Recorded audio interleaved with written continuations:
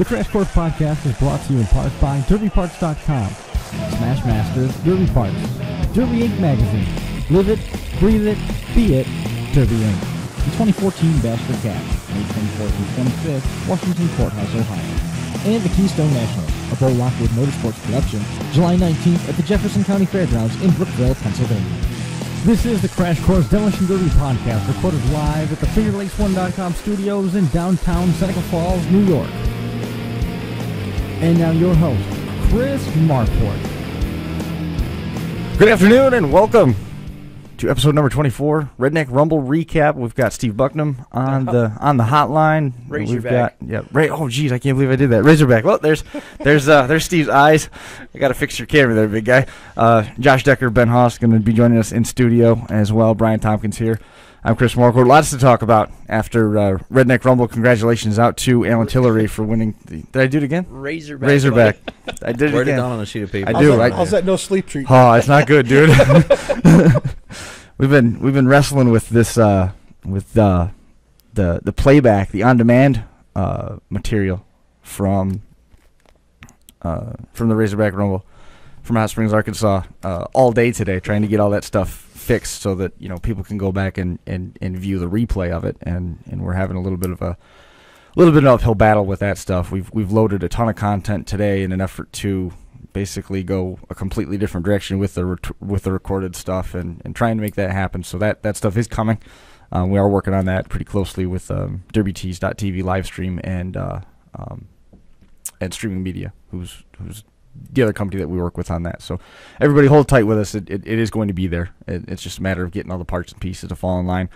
Lots to talk about. Alan Tillery coming up with the stock class win in what Josh described as a $2,000 clamshell wagon, and that has been used up completely. that is useless now. Yeah. We're going to be talking with Luke Johnson, who won a very exciting hour and 45-minute championship feature out there at Hot Springs, Arkansas, and unfortunately, there's a little bit of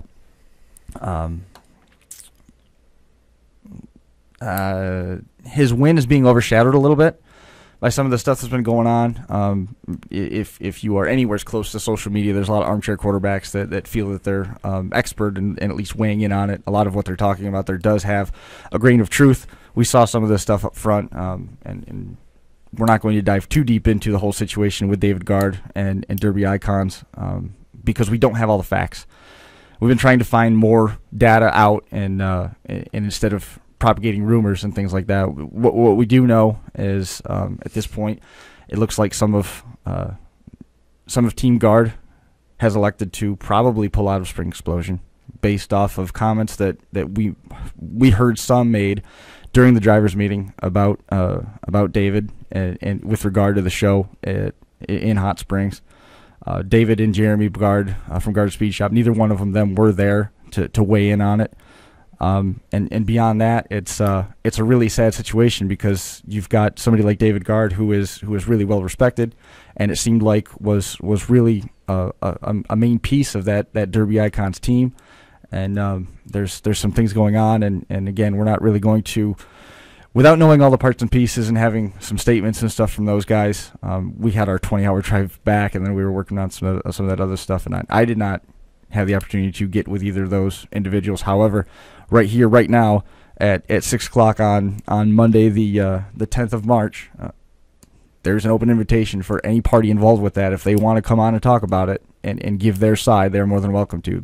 Everybody involved with that situation has my cell number. We will try to track down some of that as this situation evolves, but wisely so.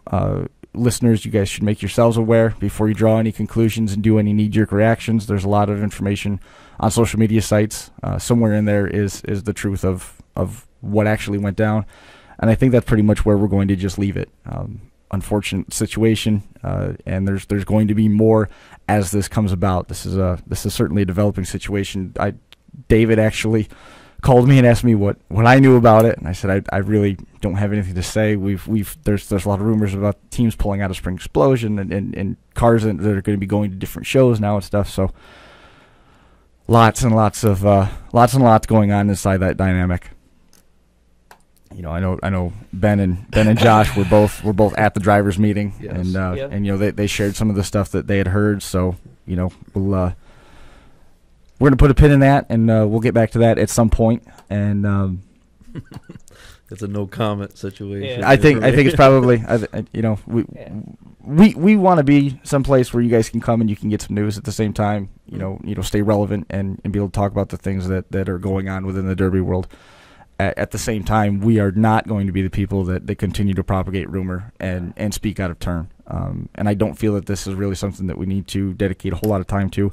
My opinion right now is we've pretty much said, look, this is what happened. There were some things said at Razorback Rumble.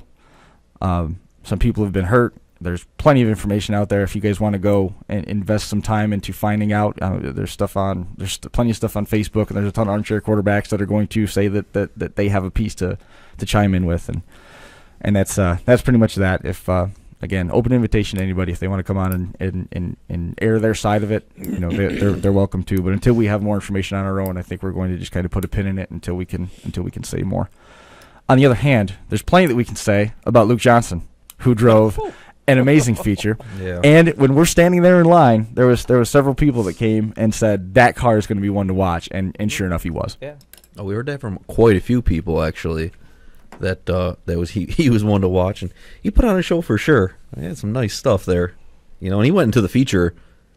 The morning of the feature, when guys started working on cars, the back of his car was rough, rough, and he pieced it back together. But there was lots of guys with way more car in the feature than him. I mean, he virtually had no back at all, and ran that whole feature. Yeah. I mean, it was such a long Derby. You got to give the guy credit. He drove awesome. Oh, there was cars out of the first two heats that were literally fresh yet. Yeah. I mean, Yep.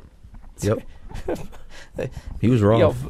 I got to say, Bobby Whitaker's car, I mean, we were just amazed. We Looked looked awesome. at that. We came in the second day when them guys were working on him. It's like, okay. He looked like he went through a hailstorm. Well, he was doing easy stuff. You could see that they were working on easy stuff on his car, changing tires and stuff. Other guys were working. Then you had the one guy there we went over and talked to there, and even before the show, we go back, and he went through inspection line, and we come back through. He's got the front wheels off, Oh, yeah. the front A-arms off, spindles off. He's basically got to Rebuilt the whole front. reconfigure how he mounted the A-arms on. That's And no fun. this is even before he went to run a heat. And he actually made the feature, and he made it quite a ways down in the feature. Yep. And Absolutely. And Luke, we've got the 2014 Razorback Rumble champion on the phone, Luke Johnson. Luke, congratulations! Has it set in yet? The fact that you came away with the giant cup that Derby Icons put together and awarded the champion of the 80s division Razorback Rumble 2014. I don't know if it's set in yet. I had a pretty screwed up car. I can't believe I made it that far. Well, I mean, talk about that right there. It came down to the Final Four. Bobby Whitaker, who won last year, and car was in great shape. He ended up turning up the wick a little bit too early and got the front wheel knocked off his car. Don Santel, a three-time winner of the national championship at Metal Mayhem, had the front frame rip out of his car, so he was hitting with core support. Yep. Right. Then we've also got we had Ty Richards, who really looked like the guy that was going to win it. Yep. And When it was down to 4, that's who we were gunning for. He had the best looking car at that point. Everyone was really hurting in a lot of spots. He looked the best up front. yeah. And he parked behind you and just kind of kept nosing that left rear corner, and it was down to you. He got away from your back end, and you were able to spin around and get behind him. Did the same thing, and his Ty's rear end was sliding in and out. It had broke free completely from the frame. What was going through your mind in those last few minutes when it was down to you and 3 other drivers? When I seen Butchie's bumper fall off, I just knew I had to take that shot, Yeah. Yeah. and stand him up. I seen Bobby's wheel laid over. Bobby's got to be one of the best drivers in the nation. I mean, how do you wheel a car around with your wheel like that? I mean, if that happened to me, I would have sunk right in and I would have been stuck. He was awesome. Yeah. He was awesome. And then, when I got spun around on Ty Richardson there, once I knew I got him in the back and got him pushed against the wall, that's when it sank in. I said, I got this thing, Yeah. Yep. So it's just, I don't know. After 25 years, I've seen a lot of weird things happen, though.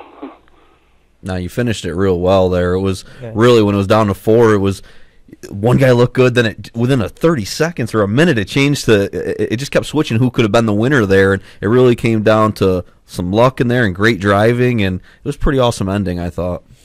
A few of them boys were steaming a little bit. I kept my cooling in the cooling system cool, and I didn't lose any water. And I knew I had the motor to run the show, and I was just hoping maybe I could just dick them around a little bit. Maybe they can get hot or something if I could just keep my wheels on and keep my car from bellying out. You know what I'm saying? That was awesome. Yep. Yeah, that's where kind of a little element of luck comes in at the end like that. I mean, was this by far and away the a surprise? I mean, given how bad the back end of your car was rolling up, did you think that you had enough to get through, given the other guys that were out there and what those cars looked like? Oh, I was pretty nervous going to the feature.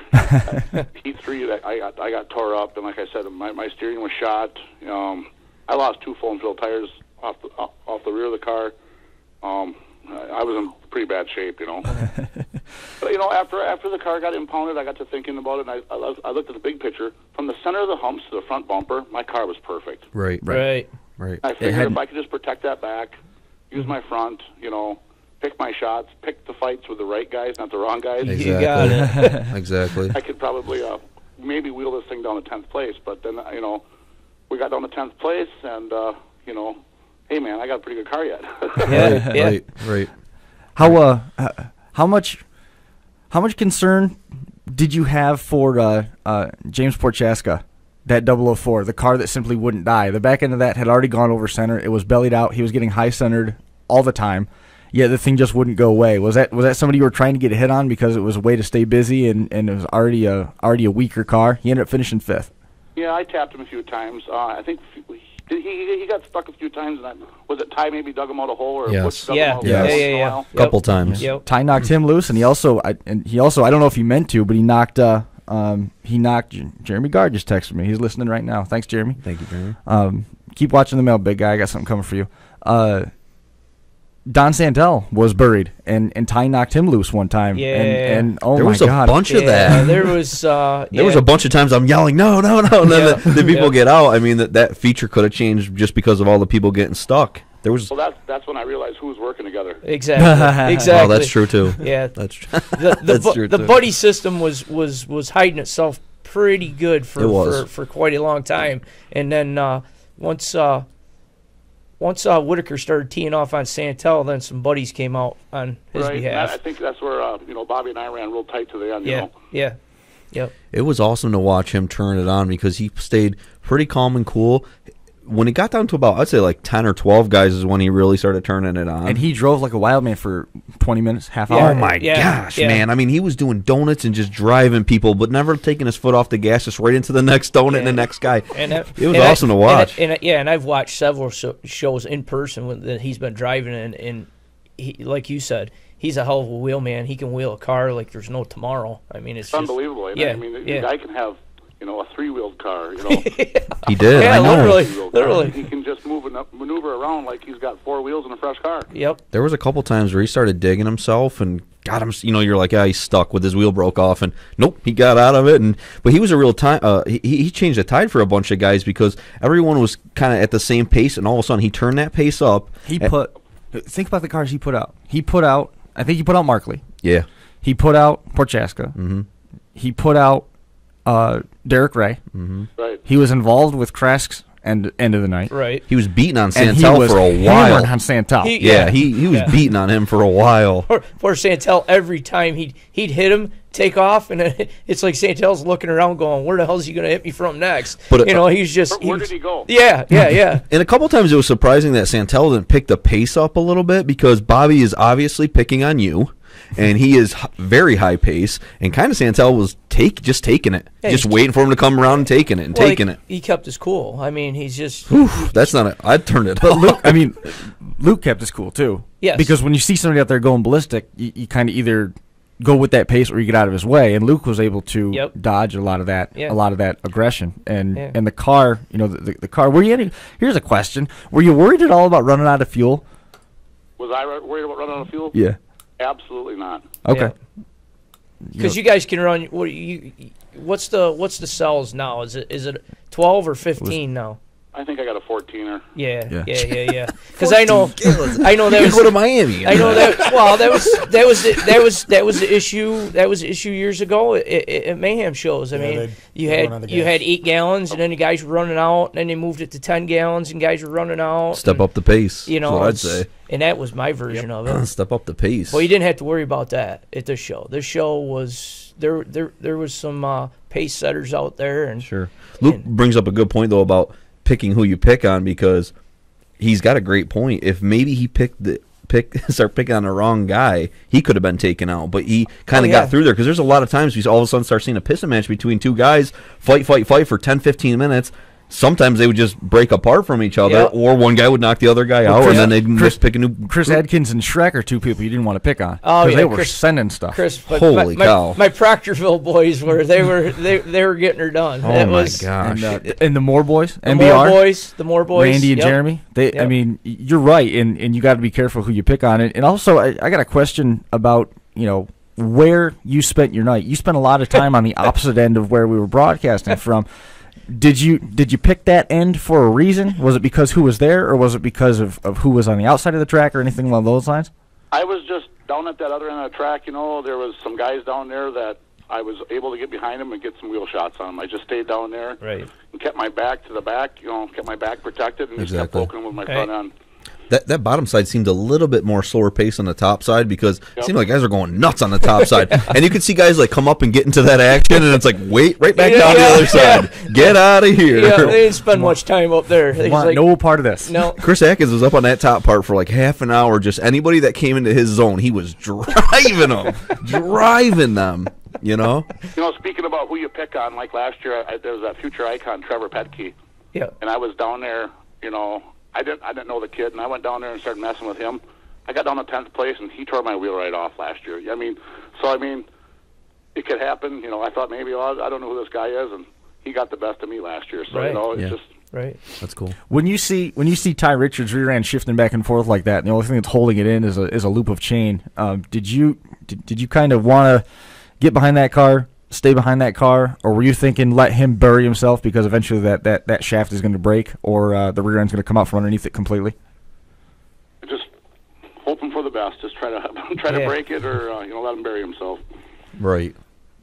Because Luke nosed up behind him right there in the final moments of it, and just put his bumper in there and just kept pushing and just bent it forward more and more, and that's a testament to sliders right there. That sliding drive shaft was sliding in and out a ton. Oh my God. That whole underneath night, the T24. 20 of cars that were like, how are they still going? After it had broken free from the frame, the whole rear end was shifting in the humps itself, and then 2 feet. Yeah, a lot. Not shucking a little bit. This thing was slamming against the front, slamming against the back. I couldn't believe it was staying in there. And it didn't come apart. Didn't break. It was awesome. That definitely pays tribute to all the 40 spline axles and all the the high end in the real high end driveline parts. Stuff was getting pushed to the limits at the end of that derby. Yeah. Right. Yeah. So what do you do now? Luke, where do you go from here? Coming away with this win, you went in as a favorite. You certainly were able to capitalize on a quality build. Everybody was already making notice of you at that event. Where do you go from here? What's next? My next show is going to be the Drive for 5. Oh, yeah? Up in Anago, Wisconsin. Maybe we'll see you there. Ran there a couple years ago, had some good luck, and I'm going to try it out again.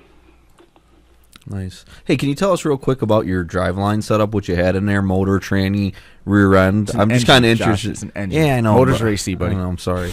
Brock, I got a little engine shop over here in Ellsworth, Wisconsin. They built some motors years ago for some guys I used to have to run against, and the guys were tough all the time. And I got to talking to the owner of the place, and he built me a motor, and I've been with him ever since.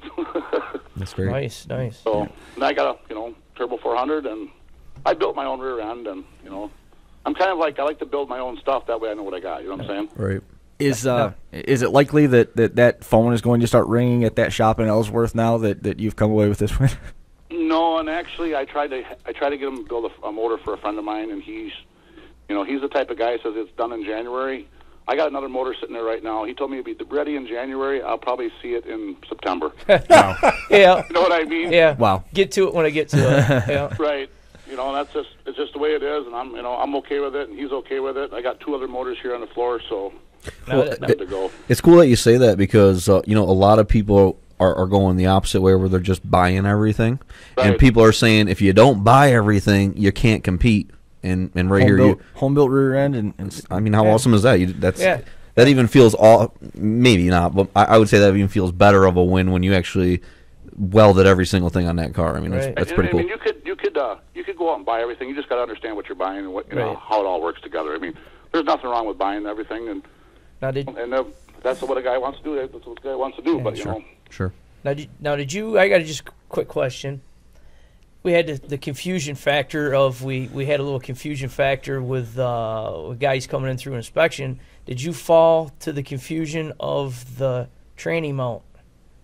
No, I run a long tail. You run a long tail, so you don't have those issues. That's what I was hearing. And you did a little research. But that was the rule has not changed in print. That's what I'm looking at. It's just an interpretation of the way the inspectors interpreted it. Exactly. Yeah. No one can read minds, and right. I don't know how you can do that to people who follow your shows and run this short tail, run this cross number like they have. Well, that's what after that whole event. I mean, I myself was walking around, and I was walking around with a couple other guys and talking to people, and pretty much, I mean, it has a major effect on the rest of their summer, pretty much most of their summer, because they run short tails, and that's their setup. They're not going to go around and tear their drive lane apart and put a long tail on it, and just to make that exception. Right. The block or the tab is never going to move. No. The 2 bolts that are bolted into it aren't even 2 inches away. Right. Right. Because the rule states the cross member must be 2 inches from the shift plate. Yeah. Well, that's what everyone has. Yeah. And one of the guys that was with me, 215, Tyler Matthews, 21-year-old kid. He was so sick to his stomach he was going to throw up. He spent every dollar he had to come to this show. Exactly. Thank God he won the Future Icon. He's a hell of a driver. He was sick to his stomach. What's a 21-year-old kid do? First major show he's ever been at, and they're telling me he can't run? Yes. Yes. That's that shouldn't have even been an issue. Right. It shouldn't even been an issue. Yeah. Exactly. Right. Yeah. The more and more people we talk to. I mean, we've talked to several people. At least I was. I mean, I was like the Roman Indian around there. I mean, I was flying around checking everybody's stuff out and talking to whoever I could. You, Steve. But I was just wondering if that was what tranny you ran, pretty much. Yeah, the long tail. Yeah. God. Yeah, thank God. Yeah. Yep. Go on, man. Steve? I was watching a lot of the comments and kind of the running commentary through social media, a lot of stuff on Facebook over the weekend. Kind of keeping my finger to the pulse, so to speak, of people that were there at the show. And there was so much stuff going on social media. But there was definitely a lot of frustration expressed publicly anyway in regards to the inspections. It was pretty nerve-wracking for me to be watching it from home, not there to see how things are going, but definitely saw a lot of people voicing opinions about frustration with how the inspection was handled, and not necessarily like having to make changes, but just the way that they were told to make changes or what the reasoning was behind it. So it's good to hear a driver's perspective on that. I appreciate it, Luke.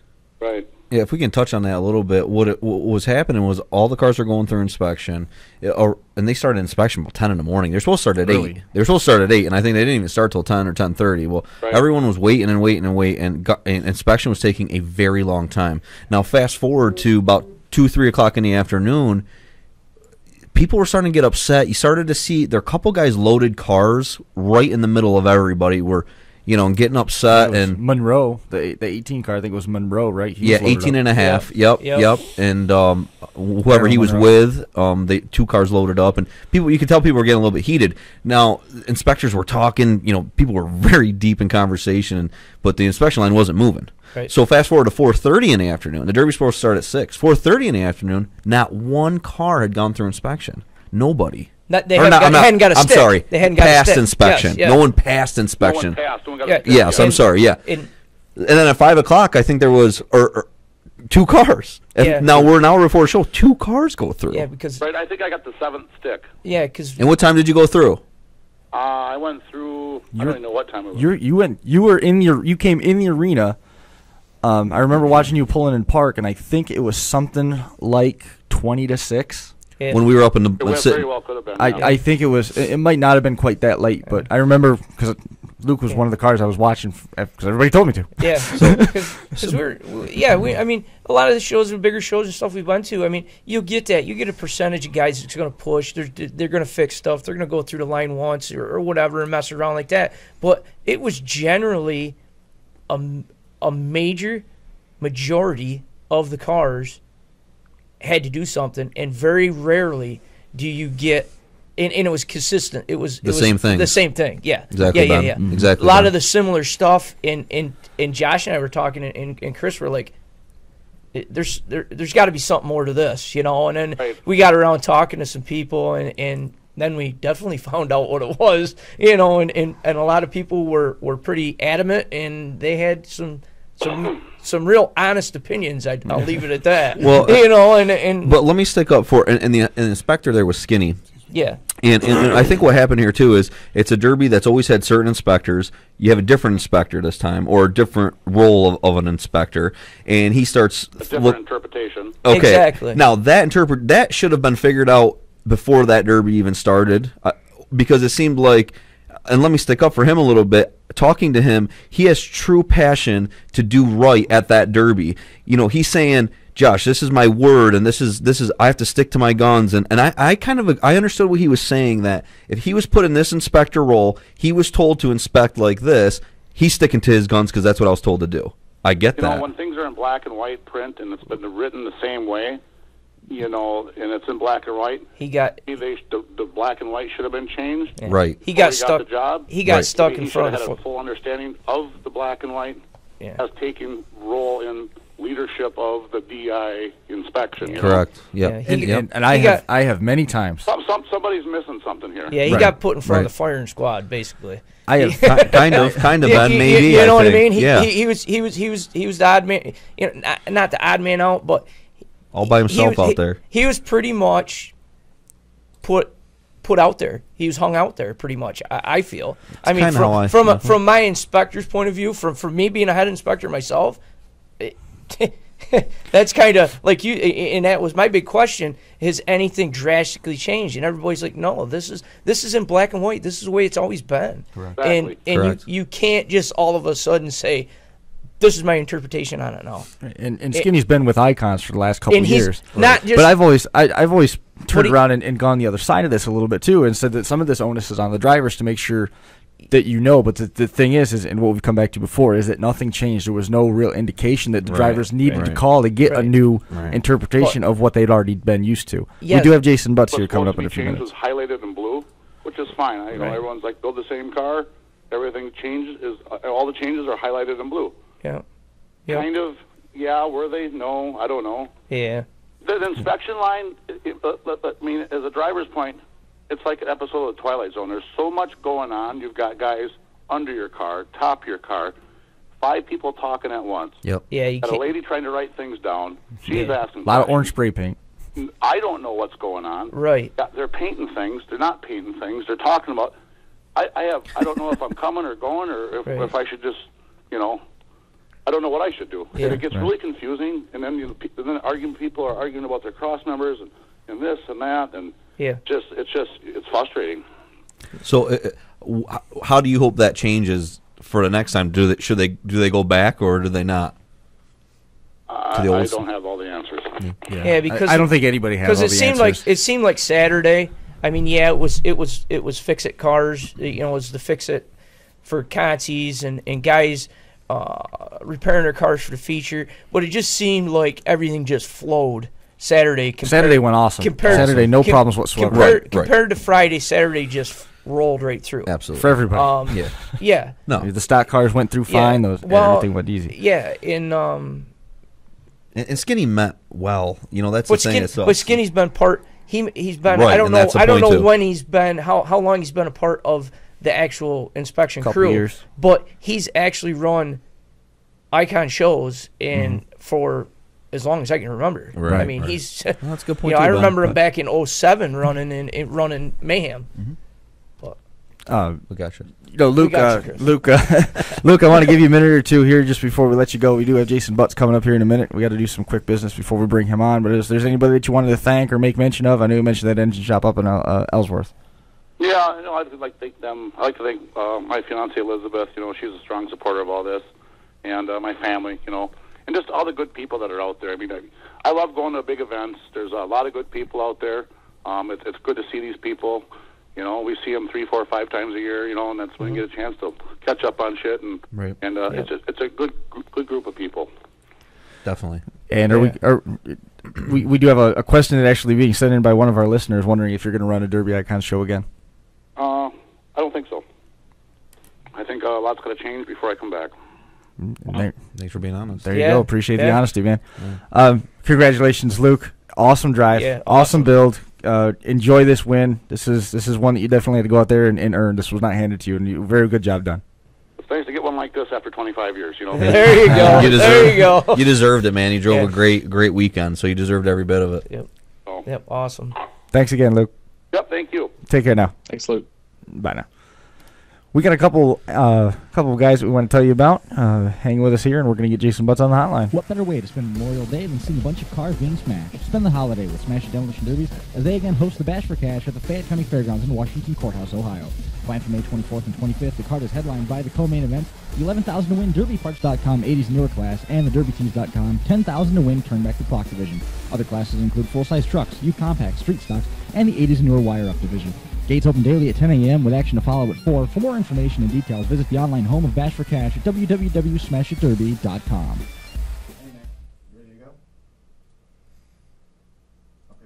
The new rules are just right. Set aside July 19th for the reinvented Keystone Nationals. Again this summer, Bo Lockwood will host the Keystone Nationals at the Jefferson County Fairgrounds in Brookville, Pennsylvania. A revamped rulebook will help welcome an all-star field as the limited well division takes center stage and a feature paying $5,000 to win. Pre-entries for the stock division are already full. For more details, join the Keystone Nationals community online at www.facebook.com/Keystone Nationals. Once again, the Keystone Nationals, July 19th, 2014 at the Jefferson County Fairgrounds, Brookville, Pennsylvania. Joining us on the line just as soon as I unmute my microphone, Jason Butts, the event manager at the Smashed Empire Nationals 2014, scheduled for June 7th out at Fireman's Field in Cuba, New York. Jason, welcome to the show. You were on the show when we were live out there, and you get to come on again. And how are things going?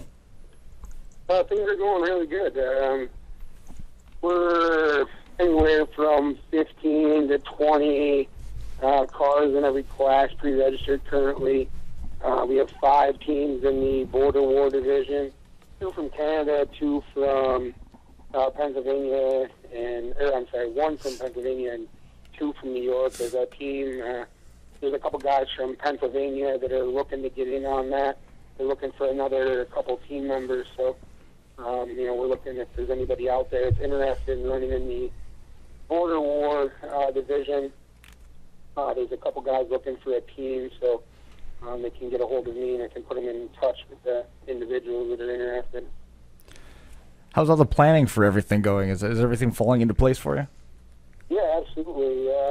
Right now we're working on the trophies, and everything else is going pretty well.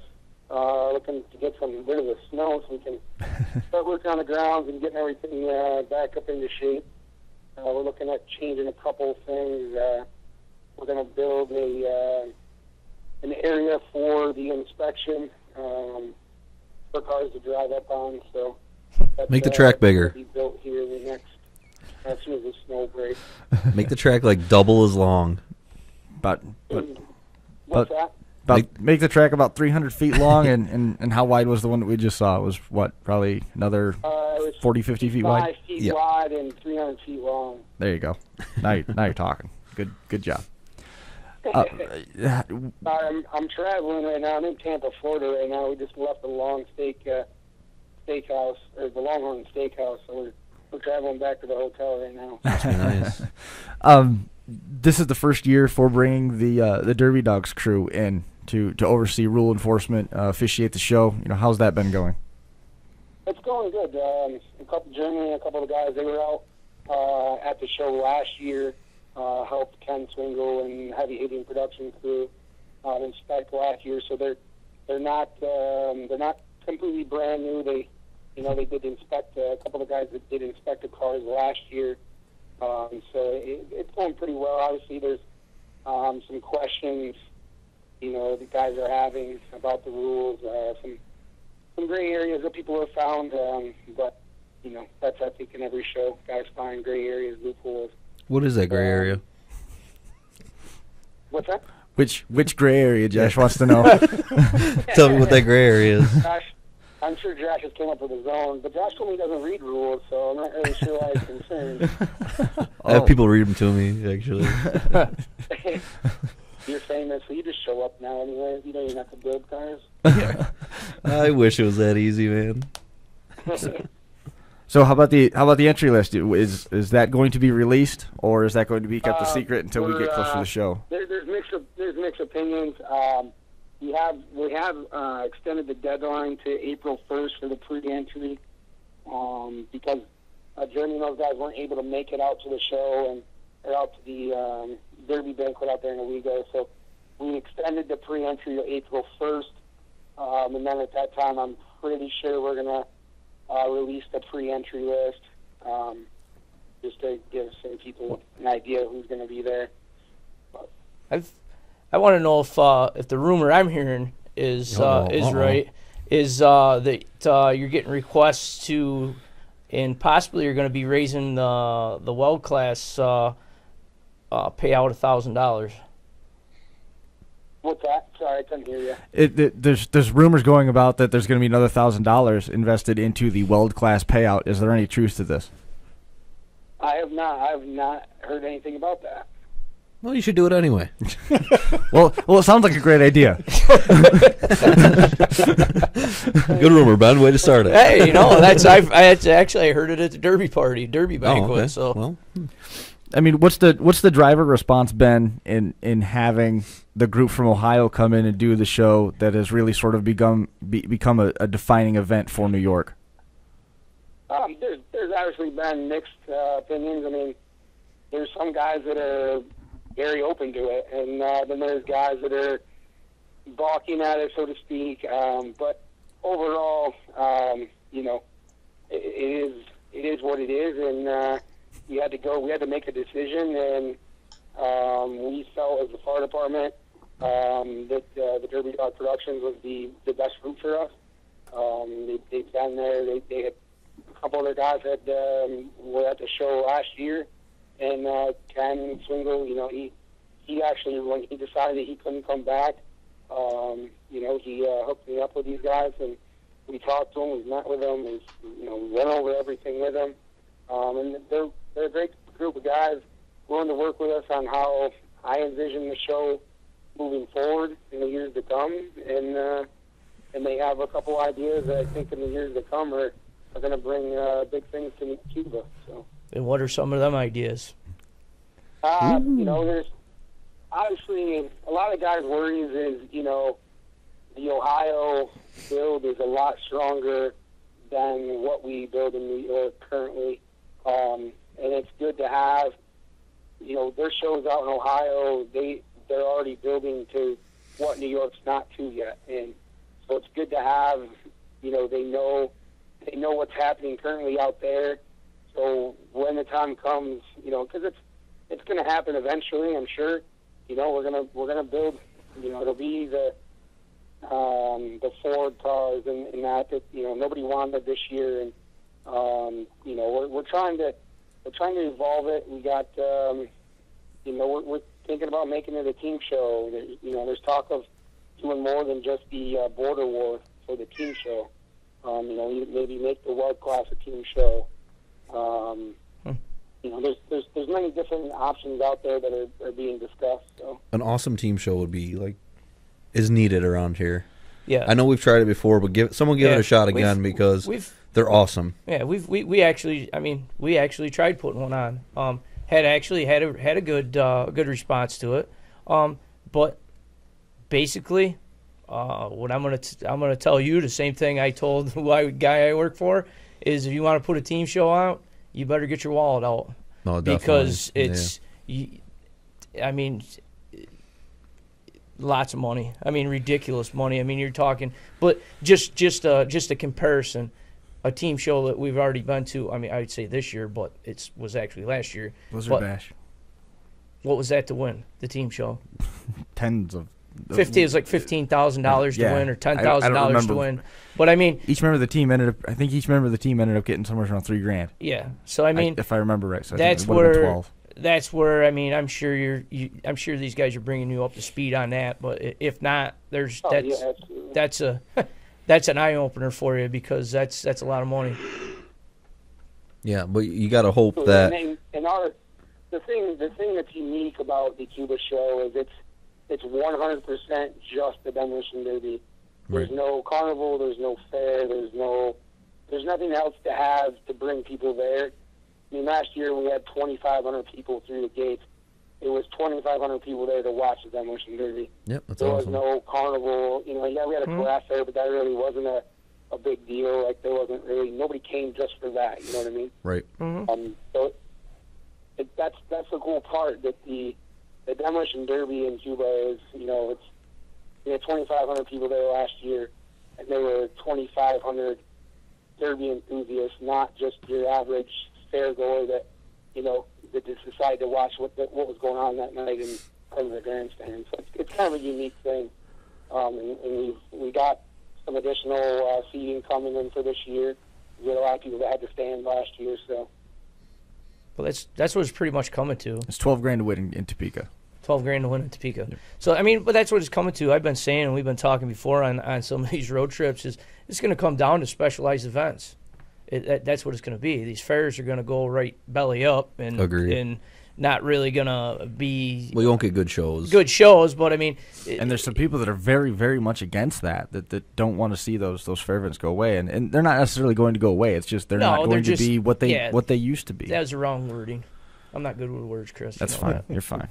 You're fine. But and you'll get a Facebook message later on to correct your commentary anyway. Yeah. But just compare it to message me on that, will you? If you compare it to a different sport, like let's just say NASCAR, I mean, there's still people that race at a local level, regional level, and a national level, and there's room for everybody in that. And that's the nice part about Demolition Derby. Right. Yeah. There's room for everybody. I mean, look at the extremes that we are going to see this year. When you compare something like when we leave from what we saw in the Smash and the old school divisions in Sturgis, and then we go and we've got what we saw last weekend with Razorback. We've got limited weld style rules here for the Cuba show, limited weld style rules at Hartford and Keystone Nationals. We've got extremely stock rules at the Northeast Championship. And then go turn back the clock. And then you go to turn back the clock, and then we're going to end it. Right.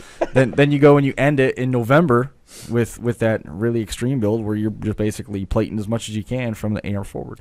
Correct.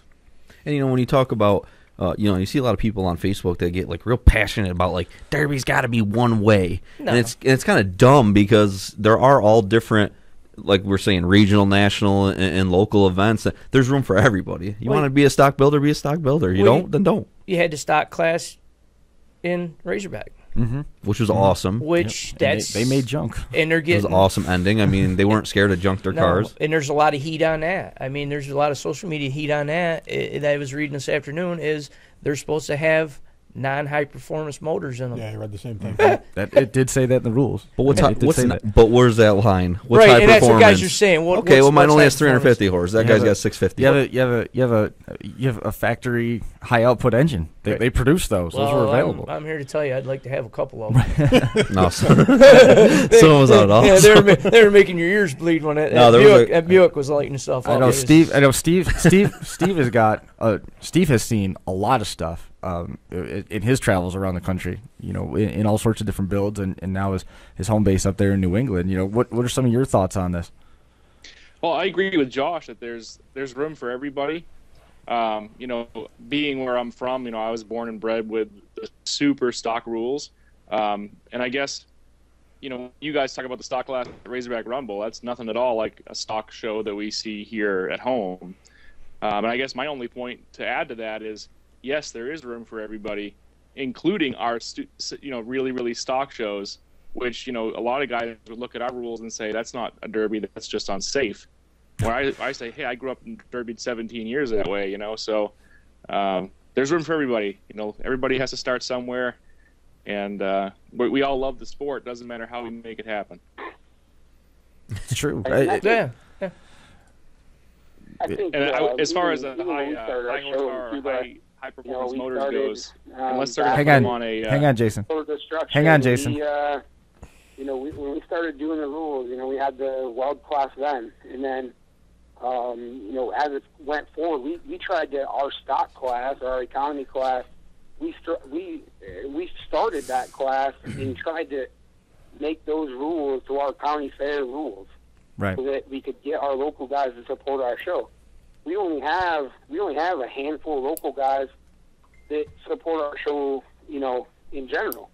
And we have people from Ohio, Canada, Pennsylvania, Massachusetts, Vermont, New Hampshire. They've all came to our show, not just to run the world class. They came and ran the economy class, the world class. It's not just one class. So I think it's everybody, no matter where you're from, have different likes and rules. And if people want to run the show, because they like the rules, they're going to come run the show. And obviously, for prize money and stuff, it makes a big difference as well. But I think everybody has their own poison, so to speak, and I think it's whatever kind of rules you like is where you're going to go run. So. Right. Are you and Steve, what you wanted to finish your point? Oh, my last point was just in regards to the high performance engines rule for Razorback Rumble and for DI. From what I've heard, it just seems to me like it's a little too vague. I mean, what are they going to do? Are they going to put every single car on a dyno right there at inspections, and if a dyno is over a certain amount, then you can't run it? Well, I think you're talking about, if a guy rolls in there with dart heads or world heads on his motor or something Right. like that. I think anything that's not a production-based part that's on the motor. My Grop engine was a 305. It had old 60 style heads on it. It was just a plain block engine, wasn't painted, had no chrome heads. You'd have no way to know that it was anything except to hear it. So I mean, how would you judge that, and how is that fair to everybody? And Well, it wasn't, I because think the obviously people intention- are bitching But about it. they're the ones that made the rule, so And they can deal with maybe it. that ruling is a little too vague to make it fair for the drivers. I think the heart of the rule, maybe correct me if I'm wrong here, is it's basically focusing on cost. Yeah. Exactly. That's what it is. What was awesome about that heat though is you go back to the old days when cars were cheaper and you didn't give a crap about them and you just junked them at the end. And really at the end, that clamshell wagon right at the end could have turned it around, backed up twice, and ran that car again. Instead, he backed all the way up and junked the front of both of them clamshells and just junked, I don't know, $5,000 we just saw going to the junkyard in about 4 hits. It was awesome. And that was it. That was it. And every single car in that was virtually junk at the end. And like Jimmy said, just restub it. Yep. He ain't fixing those. But, we got just about 5 minutes left or so. Brian started to say something. Jason, are you a little concerned about the lack of pre-show hype that Cuba's had this year? Because usually by this time, Cuba is, it's one of the most talked about shows in New York, and right now, there's not really much going on. That's got to make you a little nervous as a promoter or event manager. No, not actually. We actually have more pre-entries this year than we did last year. By this time, we didn't have a full. Overall, we're down 4 world-class cars, 5 world-class cars. But overall, as a whole, we're up. And car count is pre-registered wise currently. We're not big. We've never been. I went back the other day and was looking, and we've never been. We don't have 30 pages on We Crash. We don't. It's never really been. I think a lot of people talk about it. But I'm not sure, I'm not overly concerned about any of that as far as, publicity, I guess. People know about this show. There's been a lot of talk. I mean, I get calls daily on the show. We haven't been, Jeremy and Derby Dog Productions, those guys, we haven't been going all out on, Facebook and We Crash, and, people have been calling us personally. Because you guys know, like you said about these other shows, there's a lot of social media garbage out there that people get, on tangents and stir things up. And those guys kind of don't lead into that. They'd rather people just call them.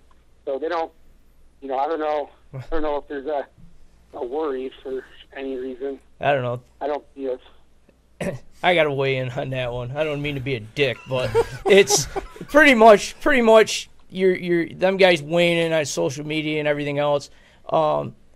They did initially. They were, and I'm going to put it right out there because I don't care. They were smart asses.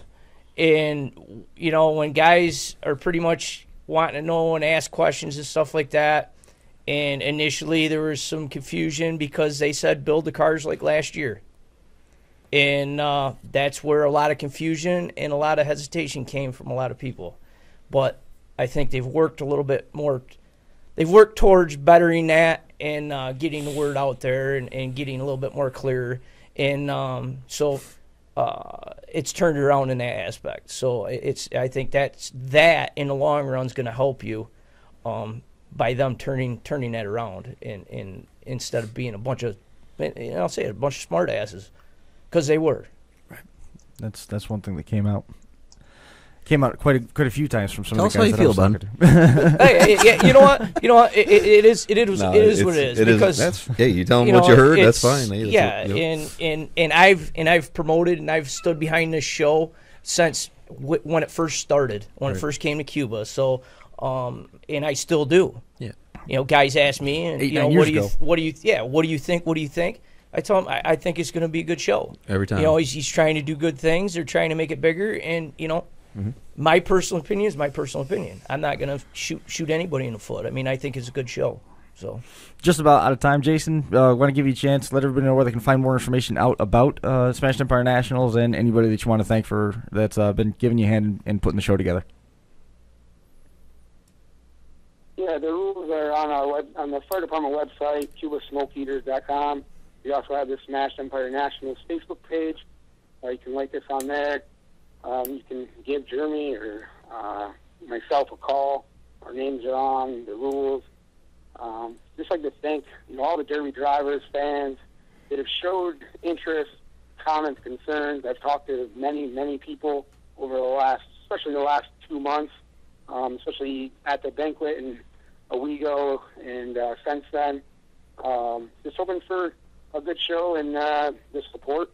I think there was a lot of confusion at the beginning, and I think that's all been corrected for the most part.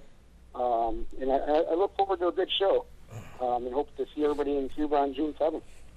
Well, we sure do appreciate it, Jason. We'll let you get back to your vacation down there in Florida, and I'm not going to say we're that coming home tomorrow to the snowstorm. So yeah, it doesn't mean that we're not jealous of you right now. The pool right now, it's 80 degrees out. Yeah. See, that's exactly. You know what? Go enjoy your vacation. You're out of here. We'll see you at Cuba, man. Enjoy your weather, Jason. Thanks a lot. Thanks. All right, guys. We'll see you in a couple months. Yep. We'll see you, man. Thanks. All right. Take care. I got just one quick question for Josh Decker. When you got to Arkansas, and you heard that Jimmy Johnson may or may not be having some car problems, did you get nervous thinking I'm gonna get knocked out? We'll get you just 1 second. We'll get you 1 second, Steve. Not at all, because Jimmy Johnson is a damn professional. Yeah. And I wasn't, you know what I'm saying? I wasn't even worried in the least. But I'll tell you what, then he went and put on a show, man. Yeah, that's what I heard. A show. Inverted a loaded bumper. Dude, awesome. I was talking to Chris and asking him about guys and this and that, and I asked him because I was the only one that would write you back. Yeah, that too. And I was busy. Yeah, sure you were. And so I asked him about Jimmy, and he said that, and I went, dude, just get video. If anything happens, oh my God, man, hold that up again. He put on a clinic. Yeah. Yeah, thank you, Steve. That's badass, dude. And a 67. Thank you, buddy. My favorite. You know I love them cars. Yeah, he put on a driving school. That's your car from Blackrock that you won. Yeah, I see that. Oh, definitely. That's my 67. Thank you, sir. Love that. I hope you. It's beautiful. It's gorgeous. It will go nice in my house. He's making those. If you want those, get your picture to Steve Bucknam, SBO announcing. Yeah, if I can touch on Jimmy. Thank you, Steve. And thank you. That is awesome. I know I only got 2 minutes left. Jimmy was being outnumbered probably like at one point 5 or 6 guys on one, and they were taking turns, totally surrounding him, and then all of a sudden he flipped a switch and he lit them all up, man, and he was putting them on the wall, he was breaking things, and to end that derby, he could have just stopped in the middle of the track. Nope. He had cleared everybody out. Nope. You know what he does? Backs all the way up to the wall, and there was a guy up against the wall, driver door out. He drove. It was Randy Moore. Yeah. It was Randy. Now, Randy first, Moore. he's got a Grot motor that absolutely sings across that track, and it was the last one running, and that thing was singing. And when he hit him so hard right behind the driver's door, that car almost was on its side. That's how high up in the airline and angle. He almost flipped it over the car next to it and the Jersey barrier. Yeah. That's awesome. The crowd was on its feet, man. And that was the last hit of the night. That was it. And then it was over. It was like, hell yeah. It was Holy cow. I want to have a heat like that someday, man. He pretty much backed it up, hit the loud pedal, said Johnson out. Out of here. Drop the mic. Pretty much. Drop Pretty the much. mic. Yeah. Oh, it's awesome, Yeah. man. I hope someday I have a heat like that. Yeah, and when we talked to him, he's like, And I just had enough. He goes, I just had enough. I was sick of getting beat up on. He's like, I'm sick of getting beat up. He goes, I just said enough. And we're like, yeah, we figured that. But his car was so bad at the end. It was amazing that it was still running and mobile as it was, because that thing was trashed. Yep. Trashed. Make sure you get online. Visit Total Destruction Demo. They're in the process of getting ready to launch a new website. They've got the shows at Ontario County Fair, Otsego County Fair, and Franklin County Fair. Stay tuned. There's some announcements coming up about that show in Malone. Total Destruction Demo, TDDP. Ben is the lead inspector. You've got 03 and Newers, and you've also got Imperial. So those shows are going to be a lot of fun to catch. Got a couple of them right here in the Finger Lakes at the end of July at the Ontario County Fairgrounds in Canandaigua. Exciting things going with those guys. Thanks to Jason Butts. Thanks to Luke Johnson. We had all sorts of guys weighing in by text, and I got to believe that this episode, looking at how much Steve was paying attention to his computer, the chat room sounded like it was pretty busy. Covered a lot of bases. Covered a lot of bases tonight. Squeezed a lot in tonight. It was a good show. We appreciate everybody hanging out with us here, and we're going to be back here again next week doing the same thing. So thanks a lot for everybody. We had a great time. Congratulations to Alan and Luke for picking up wins out there at Razorback Rumble. That is going to do it for this edition of the Crash Course Demolition Derby podcast, and we will see you again next week.